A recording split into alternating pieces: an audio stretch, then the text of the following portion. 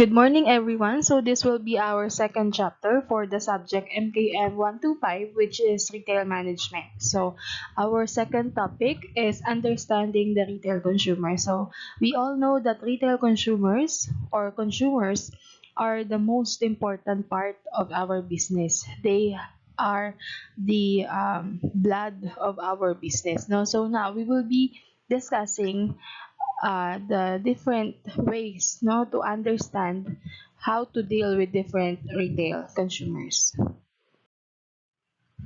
Okay, so this chapter is divided into four subtopics. Number one, how to understand the retail customer. Number two, differentiate consumer to customer.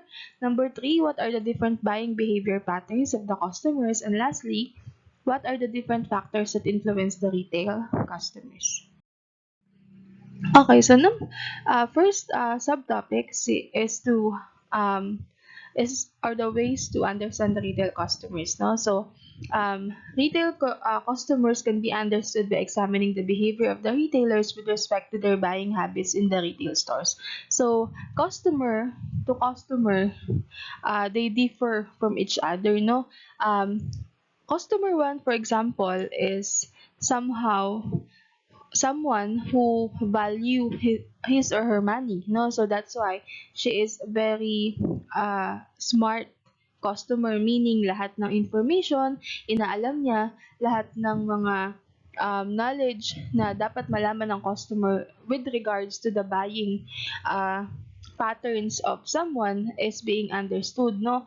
On the other hand, halimbawa si customer 2 naman, wala lang siyang masyadong knowledge pero meron siyang kakayahang bumili, no, she has or he has the capacity to buy, meron siyang pera pero hindi siya masyadong maalam um, with the product, no, pero bibili niya pa rin kasi gusto niya yon. Yung iba naman ang binibili lang yung needs nila, yung iba naman they prioritize their wants. So as customers, different, no, from each other. Depende pa rin sa ating buying pattern and buying habits. So this concept is essential to understand who buys what, when, and why. To all the promotions made by the salesperson, it is important to examine how a customer responds to that particular sales promotion. Meron talagang mga customers na naghihintay muna sila ng sale before sila bumili, no? Kasi they think na malaki yung nababawas talaga doon sa kanilang purchase pagka may mga sale. Meron namang mga tao na pag kailangan nila kahit hindi sale, bibilin talaga nila, or kahit pag gusto nila kahit wala pang sale, ay bibilin talaga nila. Let's say for example, Shopee, Lazada, Shein, and other online platforms na usong-uso ngayon kung saan bumibili tayo ng ating mga pangangailangan, mga gusto natin, no? So, madaming sale. Minsan, every month, halos ay may sale. Minsan, twice a month pa. Merong, halimbawa, nung last time, we have 9/9 sale, and then we have payday sale every 15th of the month. So, me, for example, as a customer, I always look forward sa mga sale sa online platform na yon kasi talagang malaki din yung natitipid. And except from that, ay meron pang mga free shipping vouchers, may mga cashback vouchers pa sila na ibinibigay.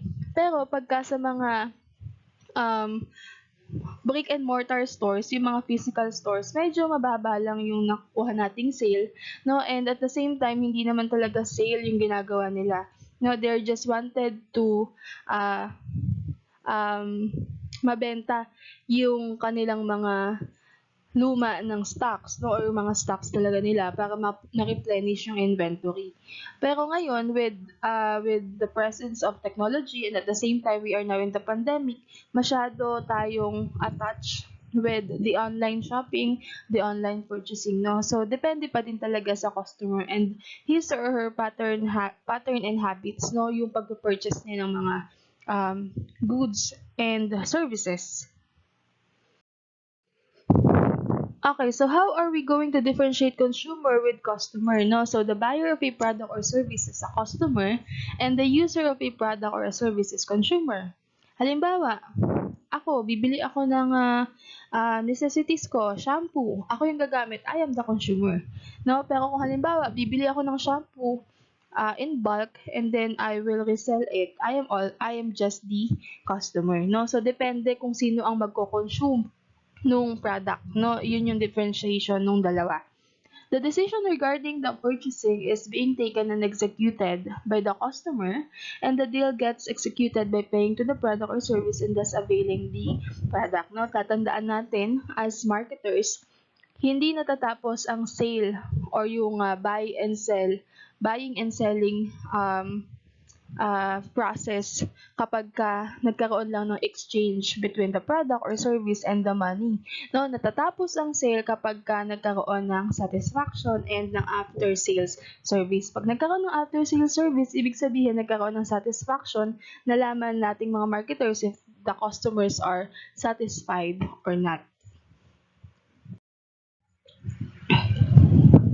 For instance, the customer and the consumer of the pet food is not the same. The same concept applies for a mother who is buying diapers for her toddler. The mother is the customer and the toddler is the consumer. No, hindi lang siya nagmamatter na ibebenta mo siya or hindi. Ikaw yung bumili, pero hindi ikaw yung gumamit, you are the customer. Ikaw yung bumili, ikaw yung gumamit, you are the consumer. Okay, identifying a customer. So at some instances, when the customer enters the shop along with somebody else, then it is not possible to make out who exactly is the decision maker. Therefore, whoever enters the shop is considered as the customer. In spite, it is important to identify the origin of the customers. Madami naman kasing mga customers na, halimbawa, ikaw as a student, nagpapabili ka kay ate o kaya kay nanay ng laptop. Pupunta kayo sa shop. Mamimili ka. Ikaw yung decision maker kasi mamimili ka kung ano yung gusto mong brand or unit ng laptop. Pero hindi ikaw yung magpa-purchase talaga. Hindi ikaw yung babayad ng laptop because you don't have the capacity pa to pay for the product. Therefore, you are the decisioner or you are the decision maker, and then yung si ate o kaya si kuya o kaya si nanay, si tate, siya yung magbabayad. She has the capacity to buy, no? Kasi hindi naman lahat ng consumer ay mayroong capacity to buy. Hindi naman din lahat ng customer ay decision maker, no? So, depende. Pero pag ikaw, halimbawa, you have the capacity to buy, you have the, capacity to decide then therefore, you are considered a consumer or a customer. However, it depends, no?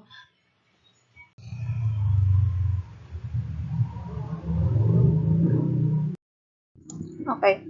So, composition of customers. Customers are of different gender, age, different education status, economic status, religion, nationality, and occupation. No? So, it's a wide range of customers to deal with. No? Lalo na kung kayo ay mapupunta with the marketing side of a business. Talagang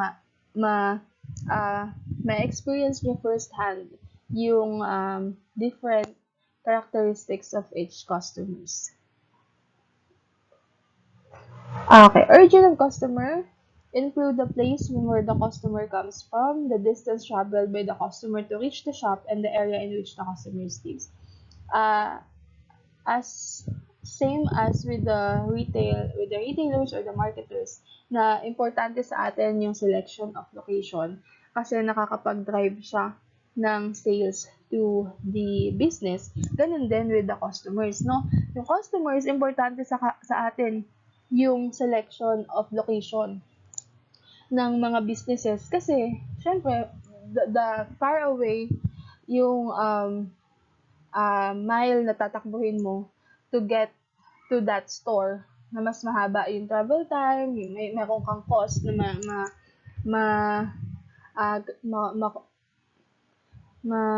create, no? Mas ayaw yon ng mga customer kasi nadadagdagan yung gastos. Mas maganda kung mas malapit tayo with the business enterprise or with the company na pagbibilan natin, with the store na pagbibilan natin kasi mas nakakatipid tayo, no? So, depende yung, and of course, another na kailangan din nating intindihin is, meron kasing mga lugar na mahirap siyang i-reach, no? So, yung mga tao doon, they are they are looking for businesses na or for stores na available in that specific place. So, therefore, it is also important, no, to um, consider the origin of our customers, no? Kasi it drives sales to our business. Objective of customer, it is essential to understand what is the objective of the customer, whether to buy or to shop. No? Buying includes the actual purchase of the product and shopping includes looking out for some of the new products. Ako, as a customer, gawain ko to. I always, lalo na nung hindi pa pandemic, I go to different physical stores like SM, ganyan, magka-canvas muna yung term namin. No, titingnan mo muna magkano yung presyo, ano yung mga specifications, and then you compare one from another. No, saka ka palang pag-uwi mo, halimbawa, magde-decide which of the unit that you compare yung bibilin mo. Pero meron din tayo mga customer na pupunta talaga sa store, magko-compare doon, and then bibili na nila. Pero merong mga customers na pupunta lang doon just to shop, just to look for the possible units or possible brand na gusto nilang kunin. No, either way around, parehas na okay yun. No, wala namang problema kung mag-shop muna siya, mag-look muna siya with possible product na bibili niya, and then saka siya babalik. No, it will still drive sales to our business. Okay, what are the different buying behavior patterns of the customers? The purchasing behavior and the purchase patterns of the customers are derived from the needs, tastes, and preferences of the consumers. The different buying behavior patterns of the customers are as follows. Place of purchase. The place of the purchase are divided by the customers. Customers usually prefer visiting different places and then decide on what to purchase at which shop, in spite all the products are available at the same place. Taas ng kamay kung kayo ay ganito, or meron kayong kaibigan o kakilala na ganito, or yung nanay nyo mismo ay ganito. Sa palengke, di ba ganyan yung usual scenario. Sa palengke, pupunta tayo, ibibili tayo halimbawa ng pamasko, pantalon, tapos damit ng nanay natin. Lahat ng shop na may pantalon at damit, pupuntahan ni nanay. Tatanungin ng presyo, tatawaran, no? Lahat yun pupuntahan. Ang ending, ang unang pinuntahan niya, dun siya bibili. Kasi ang ginawa lang ni nanay, nag-compare siya kung saan siya makakatipid at kung saan mas maganda din yung quality. No? Hindi naman kasi kagaya ng mga customers ngayon, consumers ngayon na pag nakita nila to kasi ayaw na nila because of busy schedule, pag nakita nilang available to sa shop 1 or sa pinaka malapit na shop na napuntahan nila, bibili na nila. Yung mga nanay natin ay likas na ano bang tawag doon? Basta they want what's best for us. Kaya naman, humahanap din sila ng pinakamaganda and pinakaswak sa budget para sa atin. No? And then para din sa family. So, ganun yung nangyayari. That is one of the buying pattern or buying habit na meron. No? So, you have to identify yourself ano bang klaseng buying habit or buying pattern ang meron ako. If you are like that, kagaya ng sinabi kong example kanina, then that is your buying habit. The customers do not take to a particular shop for purchasing when they have been given a choice for purchase. Lalo kung sa SM, di ba? Madami kang store na pwedeng puntahan para mag-compare ng prices, quality, no? And then appearance ng bibilin mo. So, if that is your buying habit, therefore, you are considered as a smart, no, customer. And then product purchase. The quantity and the list of items that are being purchased by a particular customer has to be determined. Depending on some of the factors, the customers decided on what needs to be purchased.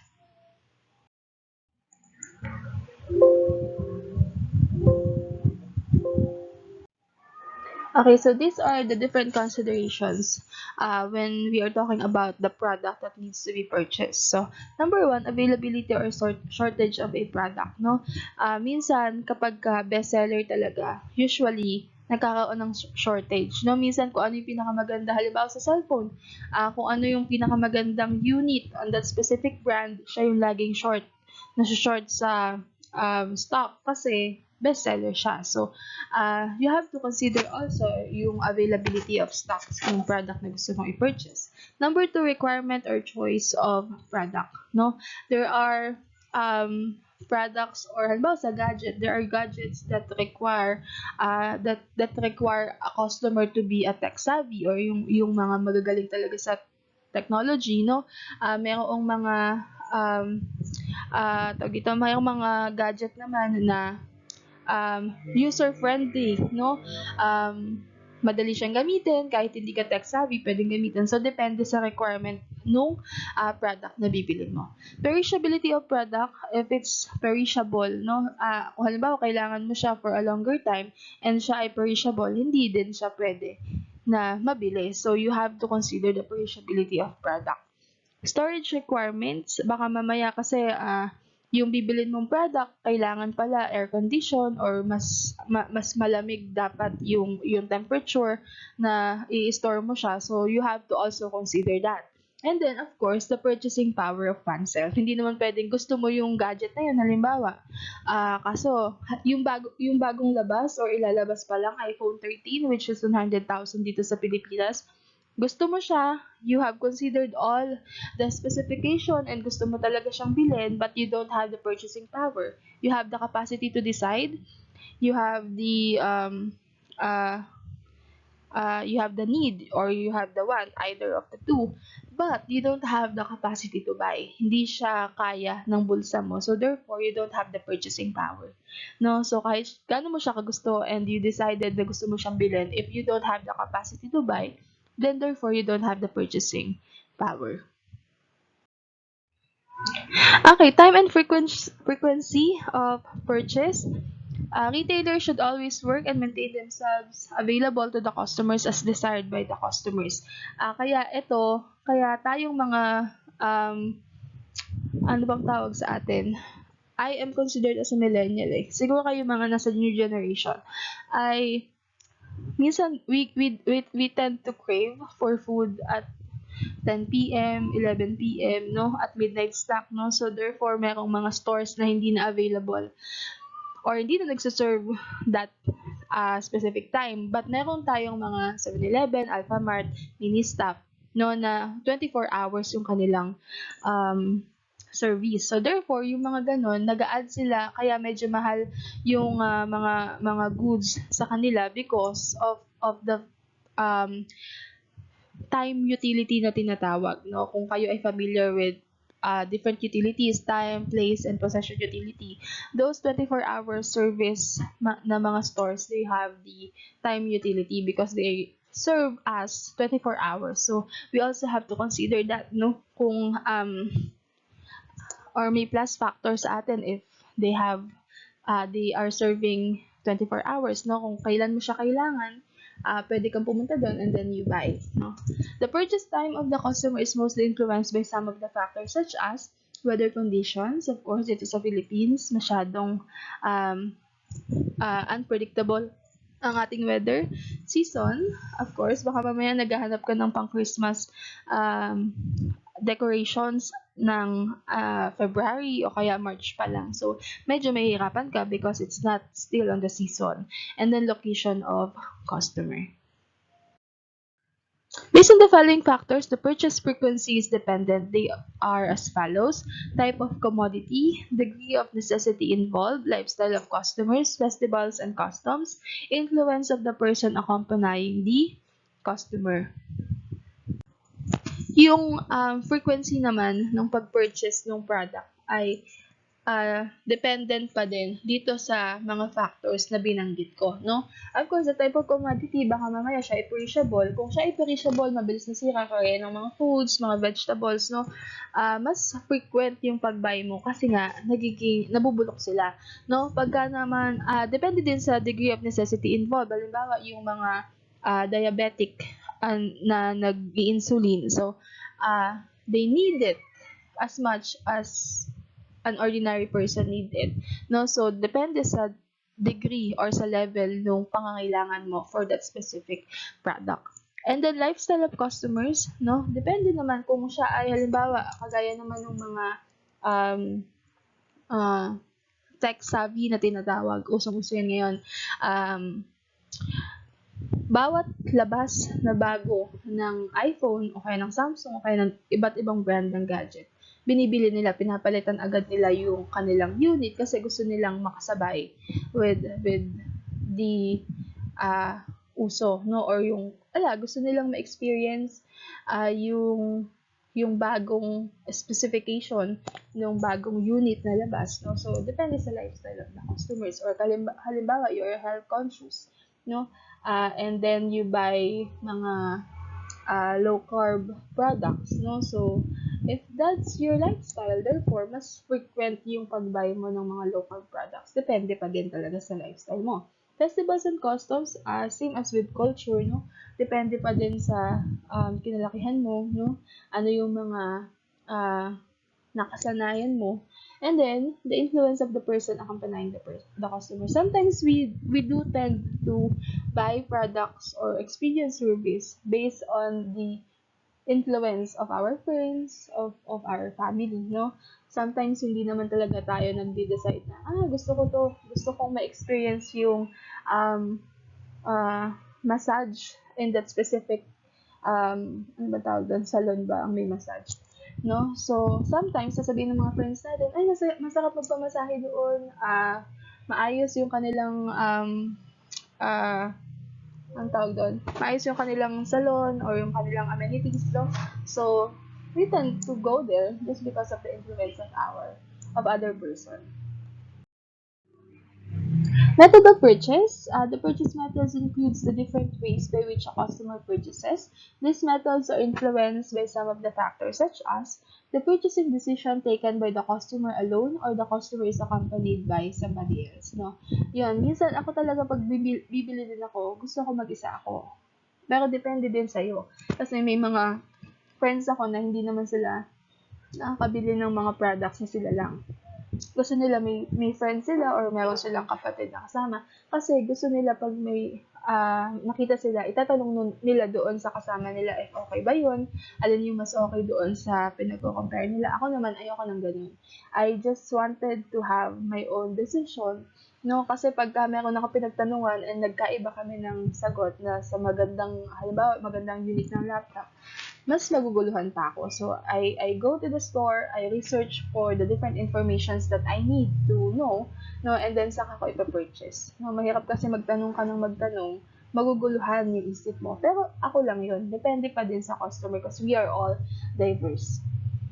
The mode of payment by the customer, either in cash or credit, ngayon, usong-uso na si credit, no? And usong-uso na din si online payment like GCash, different, Paymaya, Coins.ph, so on and so forth.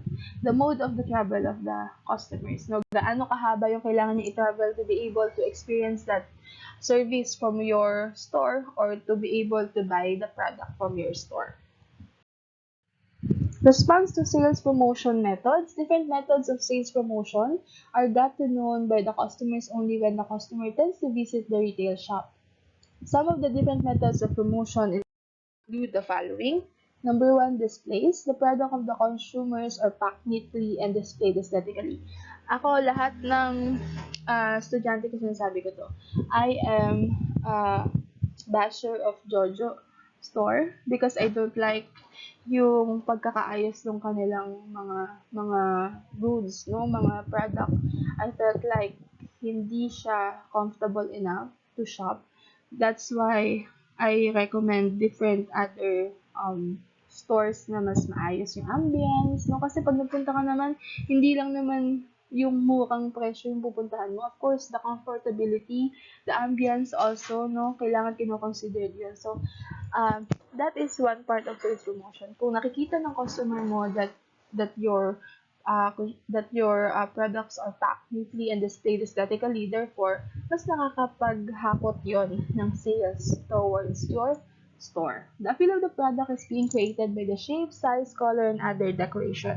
Of course, the packaging, no? Importante si packaging. Sometimes, with advertising, I don't know if I mentioned it sa advertising subject, but sometimes those with colors yellow and orange, yun yung na packaging. yun yung madalas na purchase kasi it's very visible to the eye. It's very catchy, no? So, yun pa lang is already a promotion for your product. Demonstration on the usage of the product have to be provided to the customers. Ako, I am a fan of mga demonstrations sa SM o kaya naman sa online shopping, ang tawag yung shopping na tinatawag, no? Kasi demonstrate nila talaga yung product. Kaya lang, sometimes, meron na rin yung kasamang pandadaya para mas maging malakas yung hatak niya to the customers. I don't know if nakita niyo yung sa Facebook na video na about siya sa knife na sobrang talim, no, na isang hiwa lang ay mahiwa na yung meat, which is yung meat, di ba, mahirap siyang hiwain. Pero, yung ending, hindi naman pala siya ganun talaga katalim kasi sobrang lambot naman pala nung meat na hinihiwa niya. So, nagkakaroon ng mga false advertising na tinatawag. Special pricing, separate and special pricing strategies have to be offered during some of the special festival seasons. Ayan, sa online selling sa online stores like Shopee, Lazada, and other. Pagka mga Christmas, di ba? Pag Mother's Day, Father's Day, nagkakaroon sila ng special sale, no? Depende sa occasion. Yun tinatawag na special pricing. And then sales talks. The sales talks are the talks of the salesperson that is either in verbal or in printed form. I don't know if you have already the subject na professional salesmanship wherein you are required to have your sales speech, no?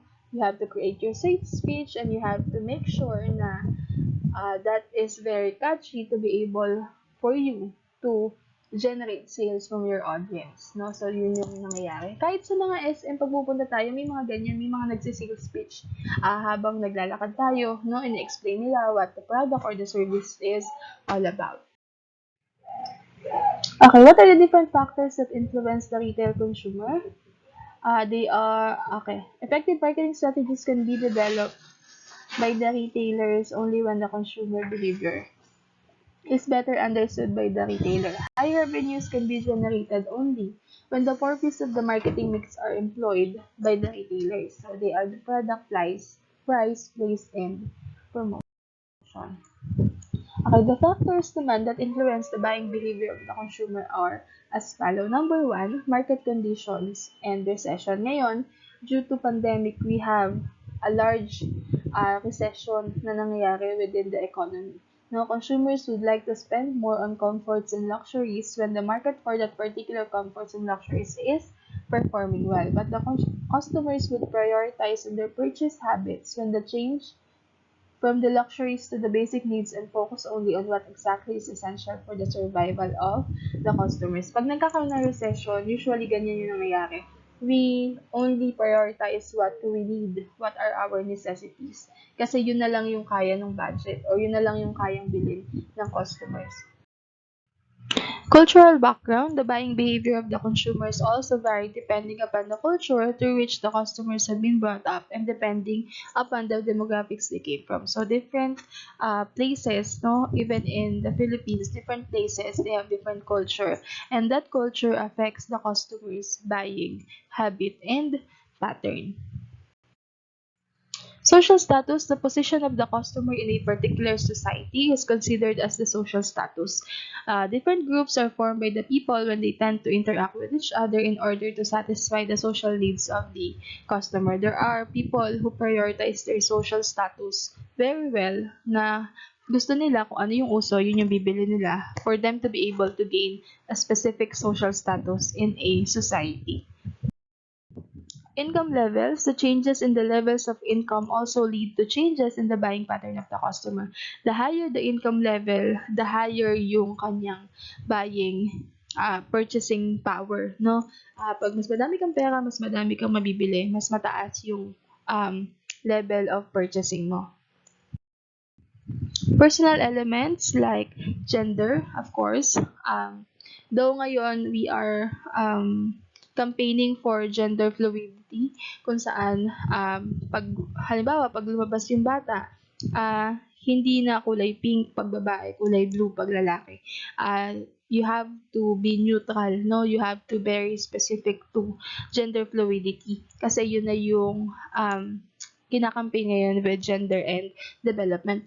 Pero of course, depende pa din sa mga parents kung ano yung gusto nilang gawin. Pero pagka meron ng capacity to decide ang isang tao, they have to choose or they have to have their own choices in life. Age, the purchasing decision differ for people belonging to different ages and different stage of life cycle. And then occupation, the desire and the requirement for the product and the service also changes with respect to the occupational status of the consumers. For instance, a high version and high budgeted electronic gadget may not be required by a farmer. No, hindi natin minamaliit yung farmer. Kaya lang, hindi naman kasi niya kailangan. So, yung occupation like for example, for teachers na nasa online learning ngayon, we are required to have laptop, other gadget, no, to support the online learning that we deliver to students. Next, lifestyle. Different products are being selected by the customers of different lifestyles even within the same culture, no? So, depende sa lifestyle mo yung purchasing habit and pattern mo. Nature, customers tend to be very choosy in selecting a product for the purchase when have more awareness, confidence, and adaptability about the product. Next, we have the motivation. Some of the factors of motivation behind the purchase are natural force of hunger, need of safety, thirst, etc. Of course, if we need something, if we're hungry, if we're thirsty, we buy food, no? We buy drinks, and that is just some of the motivations why a certain person or a customer purchase products, no? And the next, perception. After the product is being used, different people have different perceptions about a particular product, no? So, yung product, halimbawa na nabili natin, it's either na-satisfy ako and ikaw hindi, no? Because of our different perception. Learning, there are different sources in the market for the customers to learn about the product, and some of such sources are advertisement, peers, internet, etc. So we have diverse ways to learn about a certain product or a service, and for us to be able to um, uh, purchase a certain goods or service. Next, beliefs and attitude. The buying decisions of the customer are highly influenced by the beliefs and attitude of the customer. Kaya nga diverse kasi we have different beliefs and then we have different buying behavior. And then lastly, we have the decision-making process of the customer. The first step is identifying our needs. No? So there are different motivations. Sometimes when we are hungry, we have already identified the need, which is for food. And then we gather information about the product. Ngayon, online na, mayroon tayong mga app na pwede nating pagpilian para malaman natin kung ano yung mga pwede nating bilhin. And in that way we gather different information about the different products that we are intending to buy. Next, evaluating alternative products. After seeing a lot of products na pwede nating bilhin, you have to choose na which is yung gusto mo na bilhin. And then lastly, you have the purchasing the product, no? Okay, so just to end this chapter, your most unhappy customers are your greatest source of learning. Kasi your most unhappy customers, they show hates, grudge, no, towards your store, and therefore, all you have to do is to think of different ways to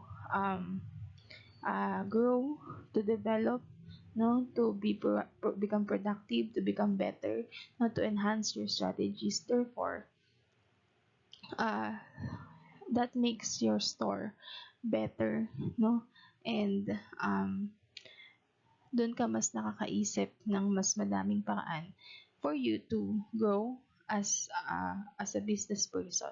No, that's why your most unhappy customer are your greatest source of learning. And that's all. Thank you, and God bless us all.